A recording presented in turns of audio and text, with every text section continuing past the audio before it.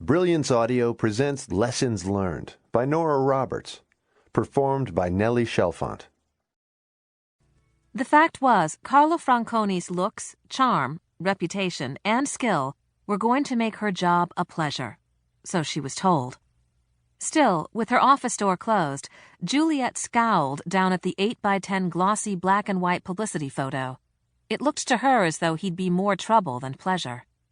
Carlo grinned cockily up at her, dark, almond-shaped eyes, amused and appreciative. She wondered if the photographer had been a woman.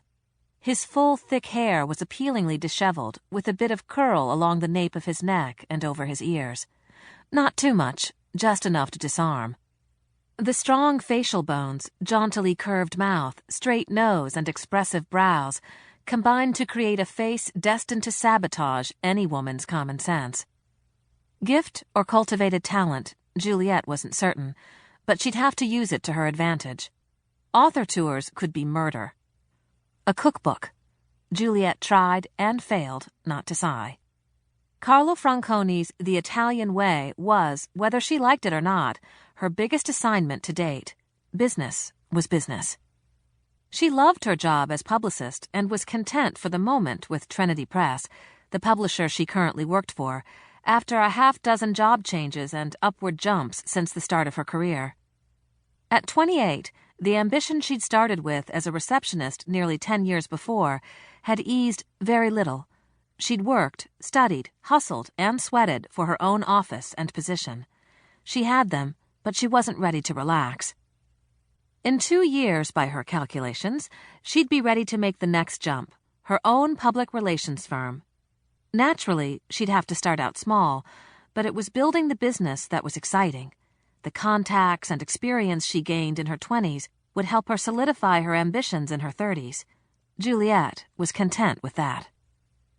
One of the first things she'd learned in public relations was that an account was an account, whether it was a big blockbuster bestseller already slated to be a big blockbuster film, or a slim volume of poetry that would barely earn out its advance.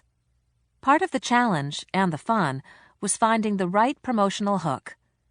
Now she had a cookbook and a slick Italian chef.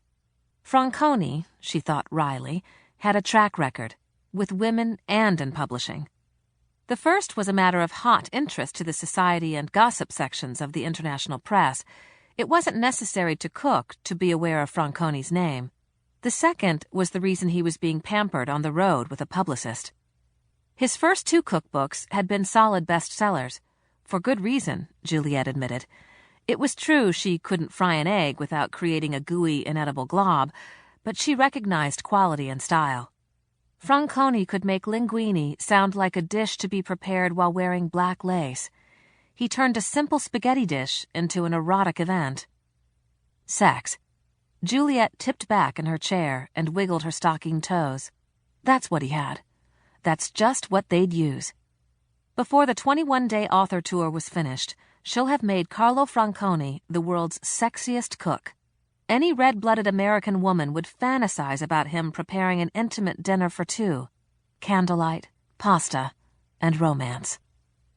One last study of his publicity shot and the charmingly crooked grin assured her he could handle it. In the meantime, there was a bit more groundwork to cover. Creating a schedule was a pleasure, adhering to one a challenge. She thrived on both.